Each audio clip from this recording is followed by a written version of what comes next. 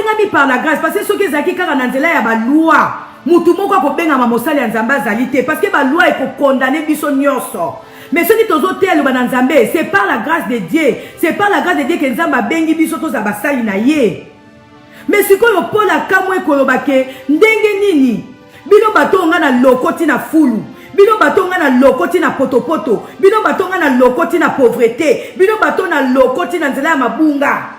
Na tie quand même molimo na nga likolo na bino mais nazo kamwa ndenge nini bokomi ko déformer liloba na nga, ndenge bokomi ko sala musala nzambe lo ndenge nga na pesa ki bino ko sala yango te. Et ça qui Paul passe, Paul a dit mais vraiment bandoro nangai, nani a détourné bino. Est-ce que tant boyamba qui Jésus, est-ce que tant nous a passé qui bino ba ministère, a ebisa qui bino modifier makambo o yazo bana bino. Alléluia. Bandoro nanga, vraiment ça les zamba ko modifier le baptême. O atako tu ba bambie mabanga. Et ça c'est pour na ya te. Ndenga na zaboy. Je ne suis pas obligé à plaire batu nyonso bako yoka liloba non. Eza na batu o bako sepela na maloba oyo te mais du moins liloba ebimi na tosi nzambe. Neti ngaboe ministère na ngeza prophétique. Na sepela toujours vous allez entourer na ba prophète, ba vrai prophète. O bazo yoka nzambe, o bako pesa nga conseil, o bako encourager ngai.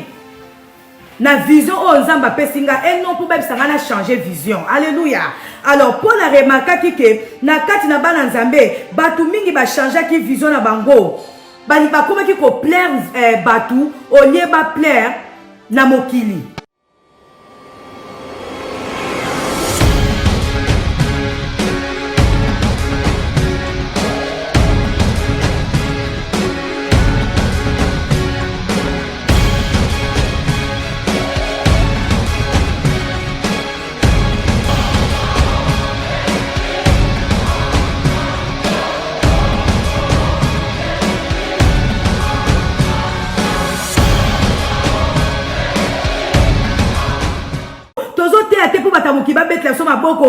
Il faut transformer ma teya. Que na teya boye. Pour batu ba sepla nanga. Na loba boye. Pour na batu ba landanga. Na teya boye. Non. Né de l'obéissance à la vérité. Bananzambe. Bandeko nanga basi bandeko nanga mibali. Ba serviteur de Dieu lokola ngai. Ba chantre de Dieu, ba disciple en Zambé, ba frères et sœurs en Christ. Nani a détourné biso de l'obéissance à la vérité. Nani a détourné biso. Ni na wezo sa ke to te ali sous le vrai évangile te. Ni na wezo sa ke to transformer le bananzambe na profit na biso. Ni na wezo sa ke to bana kote ya poto sepe sa batu. Ndonanga ba yina yo pozo te la vérité, wano sepe si Nzambe. Alléluia. Tote à ma propre opinion na bisoté. Tote à ma propre ressentiment na bisoté. Tote à ma propre observation na bisoté. Mais tote à ma kamoli mo santo azo na bisoté ya. Oyo moli mo santo a découvrir na quatre église. Oyo moli mo santo a découvrir na quatre bala na ye. Ndonanga, ceux qui tote ma propre sentiment na biso, torote avec haine, torote avec parti pris. Torote habité là. Torote à makamou ya keto ya mitema na biso. Torote avec jalousie. Torote avec haine. Ceux qui totei makamou o ezo uta na ma propre opinion na biso. Mais ceux qui totei makamou o molimo santa zote ya biso. Et vous avez la vraie enseignement, vous avez la bonne nouvelle. Tozoteya, toza ba motif malhonnête pour tous à l'applaudi par les hommes. Mais tozoteya, na motif ya kosepe sanzambe. Pour la lobby, toza na motif malhonnête te. Ndonanga, lelo di lobe komi transformé. Lelo di lobe komo tema. Pas, je sais pas des motifs. Oye zali anzambe te. Bibino ba nzambe. Bon, moni biso tozo sala mabe. Mais vous avez bête la somme bon aussi vous avez contre évangile bolingi koute évangile nango et disparaître nango parce que bino bolingi bo sala makambo bozo sala. Bezo tema isusu ndenge esenga ke tema te batu bakomi ko prétendre ba exploit na bango moko batu bakomi ko lobela beaucoup plus bango moko li ba parler de Dieu. Et ça y est le temps final de l'histoire.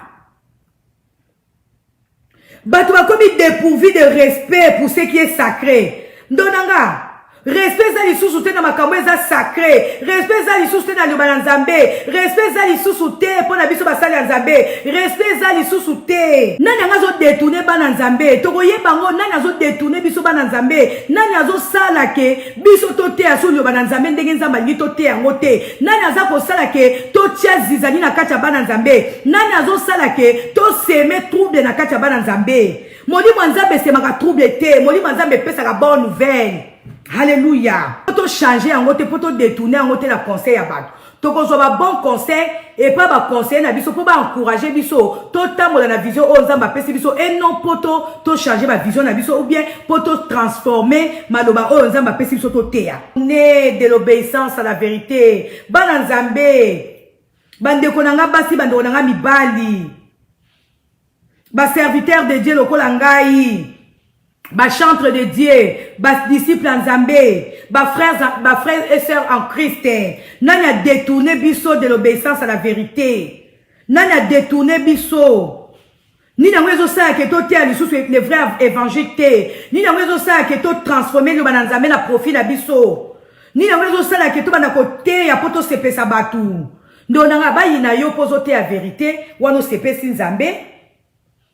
Alléluia. Tout est à ma propre opinion na bisoté. Tout est à ma propre ressentiment na bisoté. Tout est à ma propre observation na bisoté. Mais tout est à ma kamolimo santo azo na bisoté ya. Oyo molimo santo a découvrir na kati l'église. Oyo molimo santo a découvrir na kati ya bana na ye. Ndonanga, ce qui toté ma propre sentiment na biso, toroté avec haine, toroté avec parti pris. Toroté habité là. Toroté à makamou ya keto ya mitema na biso. Toroté avec jalousie. Toroté avec haine. Ce qui totei makamou o ezo uta na ma propre opinion na biso. Mais ce qui totei makamou o molimo santa zote ya biso. Et vous avez la vraie enseignement, vous avez la bonne nouvelle. Ezaki pe na ba prophète, ezaki pe na ba sali na Nzambe, ezaki pe na ba na Nzambe, bazali côté un message mususu contraire na oh Jésus-Christ appelle qui bango, message à division, message à séparation, message à kopelisa moto, message à critiquer, message à ba parti pris. Paul a lobi mais nani yango a détourné bino na vérité en Nzambe. Nani yango a yebisi bino bo confondre yo ba na Nzambe. A lobi atangai Paul. Ata bomoni ange abimeli bino ne lamba pembe. Ata bomoni mutu azo tenisa koka. Ata bomoni mutu azo fongola miso ba aveugle. Mais ce qui a un message, o ezali basé na amour te, o ezali basé na kimia te, mutuana lake la mama be.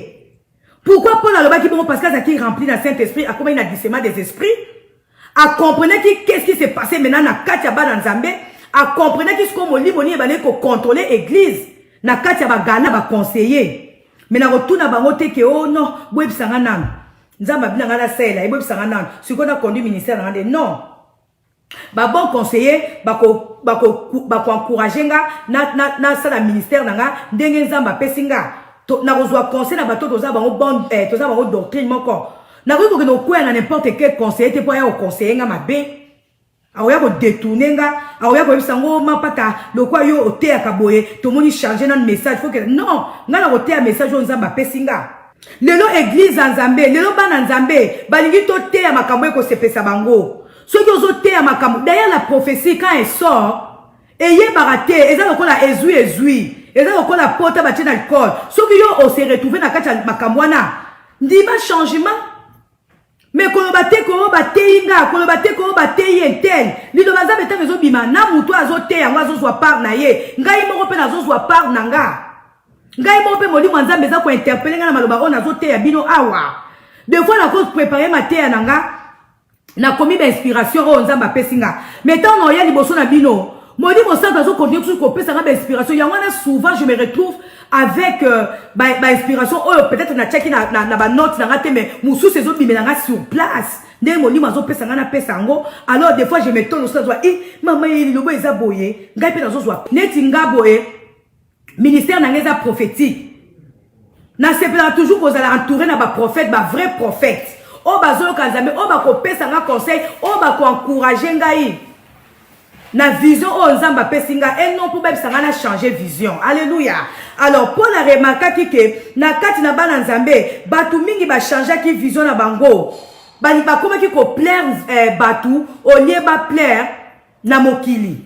Lelo Batou, na Batou bazana nzambete, na Batou oyo bayebi même pas qu'est-ce qu'un ministère, na Batou oyo bayebi même pas qu'est-ce qu'un appel de Dieu. Bakomi koya vers ba ministre de Dieu, bakomi koya vers bana nzambe, bakomi koya vers Batou oyo bazotela loba na nzambe, pona ko pesa bango ba conseil, ya ko modifier façon ya côté ya loba na nzambe, ya ko modifier message. Pour SCP Sabango. Batu mingi bazoyo kamate ya nzambe, mingi o bozo mona ke bazo sepela te. Oyo bazolo ba ke azote ya kaka batu, azote ya kaka c'est que maloba oyo bazote ya bango ezali alcool pona bango, siko temezo tuka bango, ale bakomi ko zongela basali ya nzambe, po bayebisa basali ya nzambe, changer façon côté ya message o te non. Batu ya na mokili o bakomi ko linga basali na nzambe baba na kote ya makambu oyo ekosepelisa mitema na bango eno ekosepelisa nzambe me nzamba esi biso molimo na eza likolo na biso mpona kolibere bacaptif mpona kopesa bonne nouvelle oyo ekolibere bacaptif oyo ekokonseye bato sikoyo bato balingi bamodifie enseignement ya nzambe moto azwi molimo na nzambe akote ya message oyo nzambe apesi ye liloba na nzambe eza na ebimaka ntango mosusu mpona kodevanse makambo oyo ezoya na ba via batuto na kacha mokili oyo siko yo mutu oyo zo yoka liloba na nzambe okomi kolinga ba modifier mateya po esepelisa yo non mutu aza na molimo nzambe akomodifier message te ndenga nde na zaboy banda to bandaki le 31 molimo nzambe kitelinga ka pona te makambo na zote na ko modifier te pona ko sepesa un certain groupe de gens non o sepela na mateya o sepela na ngote essentiel na respecter nzambe na sepesi nzambe Zaba yebi pourquoi na moment oyo ndazo pesa mateya oyo toza ba prophète belé toza ba sali nzambe belé boko remarquer que mutu na vision na ye akoloba kaka makambo na zoloba mais peut-être d'une autre façon alors tokoya ko modifier te pona ko sepesa batu non Paul a remarqué qu'il y a na kati na ba Galate alobi mais qui vous a détourné de l'obéissance à la vérité? Nani a détourné binobote à vérité? Nani a ebisi binobo camoufler liloba? Nani a ebisi binobo modifier liloba? Bando nanga, vraiment ça les nzamba ko modifier liloba te? O atako tu ba bambie mabanga. Essentiel pour na ya te. Ndenga na zaboy. Je ne suis pas obligé à plaire batu nyonso bako yoka liloba non. Eza na batu o bako seple na maloba oyo te mais du moins liloba ebimi na tosi nzambe. Parce que nous avons reçu l'esprit de Dieu pour proclamer la bonne nouvelle aux captifs, pour libérer les captifs. Eza na batu o bakangami na milimo, eza na batu baza ba prisonnier ba mauvais caractère, eza na batu o baza prisonnier na ba comportement ya mabe, eza na batu o bazali prisonnier na misala mabe. Bako sepela koyoka ba mateya neti ya boete. Alors basali nzambe o bazozwa message, bazana po bateya kaka lolenge bazozwa le vrai enseignement. Alléluia. Et ça qui Paul passe pour la lobby mais vraiment bandoro nangai nanya détourné bino. Est-ce que tant boyamba ki Jésus, est-ce que tant nzamba pesa ki bino ba ministère, a ebisa ki bino bo modifier makambo o yazo ba na bino. Alléluia. Oh nzamba zabe totali na Galates 1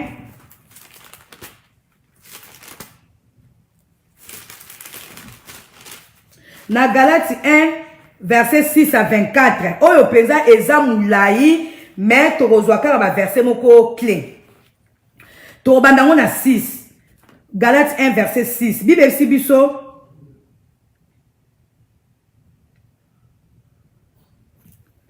Galates 1, verset 6. Bible si biso. Je m'étonne. Awa toujours Paul azoloba. Donc, na s'inspira ki siko mingi na Galates. Parce que Paul a kendaki na Galati kuna akuti ba chrétien à Galati ba détourner liloba ba camoufler liloba oh Jésus-Christ. Moni ma connexion oh faut que to ba na kotelemela na ko na ba prière hein. Alors ba esi biso awa Paul a lobi tozotanga na Galate 1 verset 6 à 24.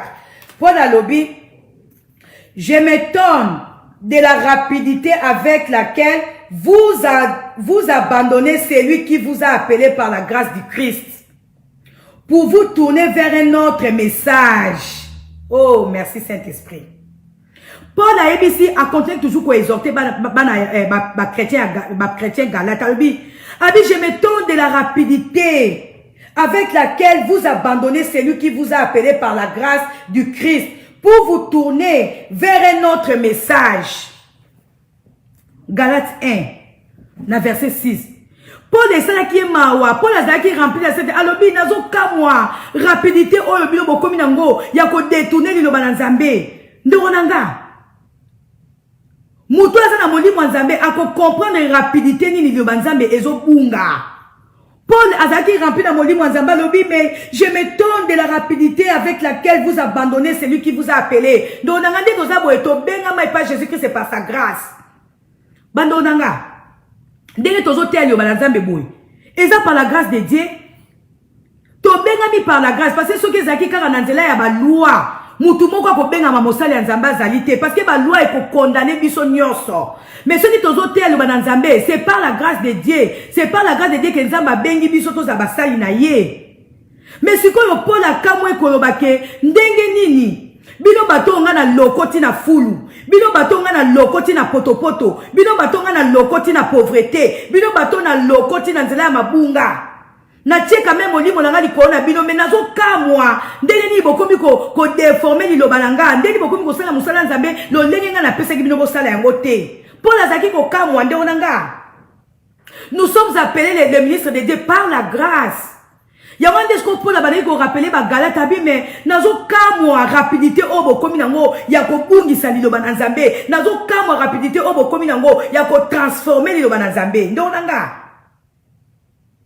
soki ezaki ka parce que mibeko ezala pona ko condamner biso ba loi e condamnaka biso mais nous avons reçu Jésus-Christ et tokomi ba serviteur de Dieu par la grâce ndonanga. Ata basali nzambe noso bazoteya na nguya lelo. Ata basali nzambe oyo bakomi na renommé lelo. Ata basali nzambe oyo bazo remplir je sais pas ba stadium bazo sa ba miracle. Ils ont la propre zèle na bango te, ils ont la propre force na bango te. C'est par la grâce de Dieu. Parce que ceux qui ezaki kanga toza la juger na mibeko muta ko benga mamosali ya nzamba zate muta ko benga mwana nzamba zalité mais nzamba justifié biso par sa grâce yango tozo te liloba na nzambe. Paul yebo kwa mitala ki alobi nga nazalaki assassin munene ngai na détruire église ya nzambe ngai na boma ki église mais nazo loba lelo en langue c'est par la grâce de Dieu. Nazo découvrir milimo ba pito na katia ba tout c'est par la grâce de Dieu. Ce quoi ça qui est pas si komona ba ningane basali na nzambe komona ba na nzambe. Oyo bango pe bazaki appelé par la grâce de Dieu babungi. Alobi mais alobi awa non, il n'en existe pas d'autres, mais il y a des gens qui sèment les troubles parmi vous et qui veulent renverser les messages du Christ. Paul a terminé qui va Galate alobi comme s'il pouvait y avoir un autre alobi beaucoup de déformer l'Iloba Nzambe comme s'il y avait un autre message. Paul a faire remarquer de toute façon. Message moussousou ezate. Et ça un message moko autozu pas Jésus-Christ ya bolingo. Et ça un message moko autozu pas Jésus-Christ ya kimia. Mais là on a remarqué et ça ka batunde baza ko semer trouble na kati na bino. Paul alobi il y en a pas d'autre. Alobi non. Comme s'il pouvait y avoir un autre message. Paul a terminé qui Galate pour le non.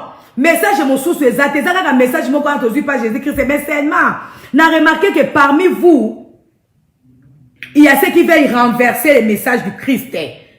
Pour les ça qui est pas ce qu'on a que na katia ba chrétien, na katia ba sali nzambe, ezana batu oyo bazaki na molimo ya mabe ya ko renverser message. Alléluia. Bon tu n'as pas j'aime ko ceux qui bozo sepila. Alléluia. Parce que au début, message autozo qui pense Nzambe, ezali message à réconciliation. Nzambe abengi biso poto réconcilier peuple na ye po biso moko poto za la réconcilier pas Nzambe. Mais pour d'ailleurs qu'on remarque que ba Galate ba koma ki na non un autre message mais ba koma ki de ko troubler sikoyo peuple de Dieu. Na place ba te ya bolingo, bazote ya ba division, bazote ya séparation, bazote ya ba parti pris, ba komi ko modifier liloba na Nzambe. Alors, j'ai remarqué parmi vous, il y a ceux-là qui sont animés d'un mauvais esprit. Il y a qu'on renverser l'Iloba Nzambe. Alléluia. Alobi awa, et du ciel.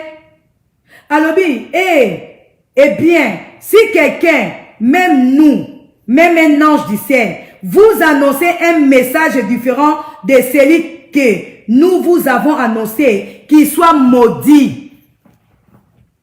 Alléluia. Paul a mis longo la quitté. Mais du fait que ça rempli dans mon Nzambe, alobi, ceux qui attendent mon ange, ceux qui attendent mon moutou à ça kaba miracle, ceux qui attendent mon moutou à l'obarabalangi ko le kabatunyoso, ceux qui mon attendent moutou à zotel misabakoka, mais à comme côté a un message contraire na autre soit que pas Jésus-Christ. Azala maudit. Parce que Paul a remarqué qui na kati na bango, ezaki pe na ba prophète, ezaki pe na ba sali na Nzambe, ezaki pe na ba na Nzambe, bazali côté un message mususu contraire na oh Jésus-Christ appelle ça qui bango, message à division, message à séparation, message à ko pelisa moto, message à ko critiquer, message à ba parti pris. Paul a lobi mais nani yango a détourné bino na vérité en Nzambe. Nani yango a yebisi bino bo confondre yo ba na Nzambe. A lobi atanga i Paul. Ata bomoni ange abimeli biyone lamba pembe. Ata bomoni mutu azo tenisa koka. Ata bomoni mutu azo fongola miso aveugle. Mais ce qui a un message, o ezali basé na amour te, o ezali basé na kimia te, mutu ana lake la mama be. Pourquoi Paul a lobaki bon parce que qui rempli dans Saint-Esprit, a comment il a discernement des esprits, a comprenait qu'est-ce qui s'est passé maintenant na katia ba dans Nzambe. A comprenez qu'est-ce qu'on lit boni ebane ko contrôler église na kati ba Galate. Alléluia. Mais ye azaki na ye criminel, azaki na ye destructeur ya église, azaki na ye mobomi, alinga ki kutute komona batu batanga komba Jésus-Christ de Nazareth. Mais na grâce ya Nzambe abengamaki pona ko réconcilier peuple ya Nzambe. Azalaki encore na onction wana akomaki azaki na discernement de nde onanga yo oza mosana Nzambe yo oza mwana Nzambe balobi awa l'esprit de l'Éternel m'a oint modi mwana Nzambe ezaka likola basali ya Nzambe te yo oza mwana Nzambe yo oza disciple de Dieu okoyi ko zape saisir na modi mwana Nzambe pour comprendre ce qui se passe dans le monde, pour comprendre ce qui se passe dans l'église. Et puis, ça va repasser yo parole na ye bonne nouvelle na ye pour ramener ba o baza perdu. Alléluia. Paul a lobby. Oh, merci Seigneur. Alléluia. Paul a comme qui na rage. Paul a se montré qui criait dans ma caméra bande ko leka l'église. A lobby. Oh, nani yango a détourné bino. Nani azo détourner bana Nzambe toko yebango nani azo détourner biso bana Nzambe nani azo sala ke biso to te aso yo bana Nzambe ndenge Nzamba ngi to te yango te nani aza ko sala ke to tia zizani na kati ya bana Nzambe nani azo sala ke to seme trouble na kati ya bana Nzambe moli Nzambe semaka trouble te moli Nzambe pesa ka bonne nouvelle. Alléluia. Na verset 13 ba Sibsoni. En tout cas, passage où Eza Moulaï, mais n'a pas verset clé. Na 13, Babi Nabiso. Oh, merci Seigneur. Vous avez entendu parler de ma conduite passée à l'époque où j'ai milité dans le judaïsme. Vous savez à quel fanatisme j'ai persécuté l'église de Dieu dans le but de la détruire. Ma bé a Paul ebane ko rendre criel, abane ko séparer d'être yango abane ko rappeler chaque fois. Azota isa batalobi. Boyoka conduite nanga. Boyoka ndenge nazaki ko persécuter église. Boyeba ndenge nazaki na fanatisme ya ko persécuter église de Dieu. Na bit ya ko détruire yango. Boyeba ki ndenge nazaki na pratique à judaïsme. Ndenge ni na bane ko kende plus loin. Ko pratiquer makamabé de ma génération et j'étais bien plus zélé que pour les traditions. Alléluia. Que j'avais reçu de mes ancêtres. Paul a lobby, boyebi de passer nanga. Nazaki na zen, ya pratique, ya tradition, ya bakoko nanga. Donc Paul azaki mutami beko, Paul a kangama ki na bokoko, Paul a kangama ki na mibeko ba judaïsme, ce qui est judaïsme.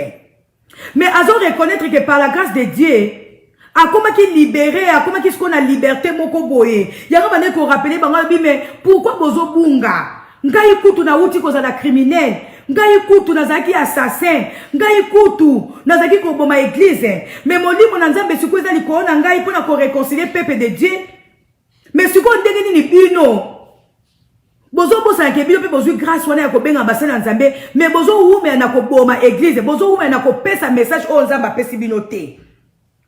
Alobi na bango alobi, je ne me suis pas rendu à Jérusalem pour rencontrer ceux qui étaient déjà apôtres avant moi, mais je suis parti pour l'Arabie. De là, je suis retourné à Damas.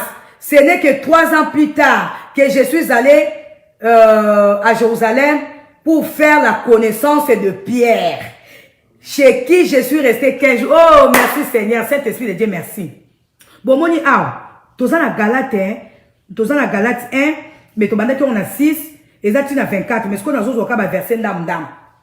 Na se plaît na passage all, ezo compléter kaka exhortation nanga. Nde na uté ko bisabno la fois na uté bisabno pe awa tout à l'heure que tozo zo vision poto changer en côté poto détourner en côté la conseil à battre. To ko zo ba bon conseil et pas ba conseil na biso po ba encourager biso to tamola na vision o nzamba pesi biso et non poto to changer ma vision na biso ou bien poto transformer maloba o nzamba pesi biso to teya. Paul alobi na sepe na moto combat alobi, mais Dieu m'avait mis à part dès avant ma naissance et aussi dès que lui a plu de me révéler son fils pour que je l'annonce au nom juif, je n'ai consulté personne. Paul alobi, par la grâce de Dieu, Jésus-Christ s'est révélé en moi, après singa liteya. Alobi, nakide ko luka mutu te pona zwa conseil à mutu ke na ko sala ndenge nini, yesu akuta inanga, na ko sala ndenge, il faut na tende. Abi non. Abi, je n'ai consulté personne pour rencontrer. Je ne me suis même pas rendu à Jérusalem pour rencontrer ceux qui étaient déjà apôtres avant moi. Paul alobi, tant on a vu appel en Zambé, na kenaki même pas na Jérusalem pour na kokuta na batu oyo bazwa ki mission avanga, parce que a comprena ki ke ba o bazwa ki mission avant ye, ba on peut bazaki na part na bango o bazwa ki pas Jésus-Christ. Ye enseigné ki kaka asa et la part o yazwa ki pas Nzambe. Alobi na consulter personne. Na kede pe na Jérusalem te pona kuta na batu. Eza lokola lelo basali na Nzambe o ba ya avant nde na te ki la fois passée. Bazo ninga kaka ke biso ba o lokwa toza basa ba musicien tozuli lo ba na Nzambe avant to te il faut to consulter bango ba pesa biso ba ligne à suivre. Non. Paul alobaki, je n'ai consulté personne parce que Jésus-Christ lui-même s'était révélé en moi. Ndonanga yo oza na ministère Nzambe, Nzambe ako se révéler na yo moko ako pesa yo par ya musana yo oyo osana kati na ye, ako pesa yo message oyo oke na ngona ministère na yo.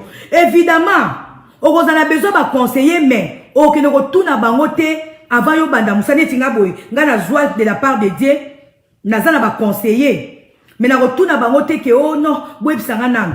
Nzamba bina ngana sela, boy bisanga nang. Siko na conduit ministère na non. Ba bon conseiller bako encourager nga na sala ministère nga ndenge nzamba pesinga to na kozwa conseil na bato toza bango bon toza bango doctrine moko na ko no kwa na n'importe quel conseiller te po ya conseiller nga mabe aoya ko détourner nga aoya ko bisango mapata lokwa yo ote ya kaboye to moni changer na message faut que non nga na ote ya message o nzamba pesinga yango Paul a comprendre que alobi non. Seulement 3 ans après, Paul a lobby, seulement 3 ans après, plus tard, nde akenda ki komona Pierre. Donanga. Paul azaki na considération basali ya Nzambe oya kutaki, mais tant azwa ki appel na ye akenda ki mbang te ko tuna bango na sala nini, na moni Jésus-Christ abimelinga, boye bisanga nini na koba non. Abane koyoka Jésus-Christ c'est yemo kaso pe sa message.